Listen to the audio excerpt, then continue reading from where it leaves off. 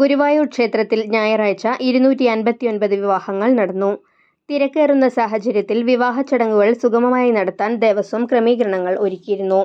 ഭക്തർക്ക് തടസ്സമില്ലാതെ ക്ഷേത്ര ദർശനത്തിനും വഴിയൊരുക്കി. പുലർച്ചെ 4 മുതൽ വിവാഹങ്ങൾ നടന്നു. താലികെട്ടിനായി 5 മണ്ഡപങ്ങൾ സജ്ജമാക്കി.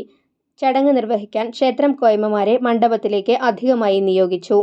ക്ഷേത്രം കിഴക്കേ നടയിൽ ഒരു ദിശയിലേക്ക് മാത്രമാണ് ഭക്തരെ കടത്തിവിട്ടിരുന്നത്. വരനും വധുവുമടങ്ങുന്ന വിവാഹ സംഘം നേരത്തെയെത്തി ക്ഷേത്രം തെക്കേനടയിലെ പുതിയ നടപ്പന്തലിലെ കൗണ്ടറിലെത്തി ടോക്കൺ വാങ്ങിയിരുന്നു. ഊഴമെത്തുമ്പോൾ കിഴക്കേനട മണ്ഡപത്തിലെത്തി വിവാഹ ചടങ്ങ് നടത്തി. ചടങ്ങ് കഴിഞ്ഞാൽ വിവാഹ സംഘം ക്ഷേത്രം തെക്കേനട വഴി മടങ്ങിപ്പോകുന്നതിനും ക്രമീകരണമൊരുക്കിയിരുന്നു. വധൂവരന്മാർക്കൊപ്പം ഫോട്ടോഗ്രാഫർമാർ ഉൾപ്പെടെ 24 പേർക്ക് മണ്ഡപത്തിന് സമീപം പ്രവേശനമനുവദിച്ചിരുന്നുള്ളൂ. ദേവസ്വം ഭരണസമിതി അംഗം C Manoj, administrator O B Arunkumar എന്നിവരുടെ നേതൃത്വത്തിൽ ജീവനക്കാർ ഭക്തർക്ക് സേവനമേകി.